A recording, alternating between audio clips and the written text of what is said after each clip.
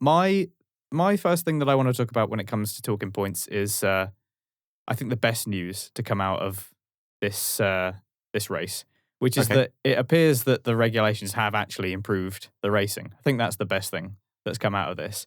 There's lots to be happy about, but we can see that cars appear much more capable of following. They can attack much easier.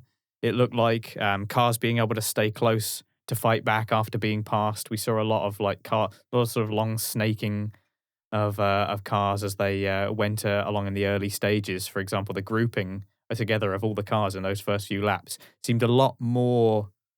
They seemed a lot closer together for longer than they had done in previous races. That was the way that it appeared. And we saw plenty of overtaking. There was no shortage of overtaking during this race. There was lots of it. And DRS didn't seem completely overpowered, as far as I could tell. We did see Leclerc and Verstappen having a great battle around lap 17, 19. They were sort of trading places quite a few times and following each other closely. It wasn't like someone got past and disappeared. Which begs the question, is it time that we see DRS removed sooner rather than later? Do you want me to answer that? If you want.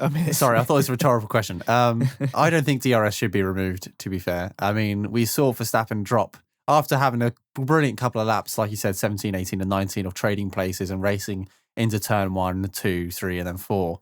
Verstappen did lock up on that final approach and then dropped to 1.1 seconds behind Leclerc going down the back straight and then wasn't able to...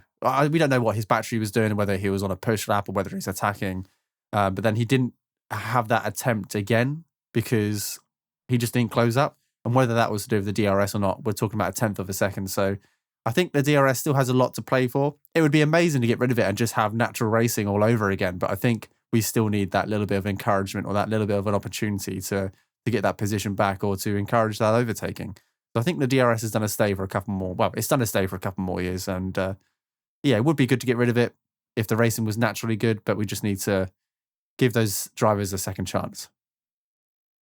Yeah, I suppose it does allow the kind of trading of places like we've seen to some extent. So I don't think they'll get rid of it anytime soon, but I think that it would be nice to see a desire to have it removed sooner rather than later, rather than just assuming that it's a thing in racing now. It would be nice not to have it, I think. I think it would be preferable not to have that, but we'll see. I think the fewer sort of, can't really think of a better word for them than gimmicks, but it is a bit of it. Yeah. It does feel like a bit of a gimmick in like you sort of get to this bit and you press a button and you know, at least with the energy overtake button and that, there's a certain strategy involved in your energy store and all the rest of it and harvesting energy. And with DRS, it's just this specific place once you get within a certain distance, and it's like it's admitting that the racing is not good enough for it not to be there. It's like an admission of defeat in a way. So it'd be nice that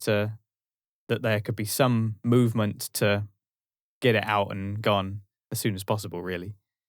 Whether they can do that within the next couple of years, I have no idea. But I thought I'd pose the question anyway, because I thought the racing genuinely looked stronger and looked closer together.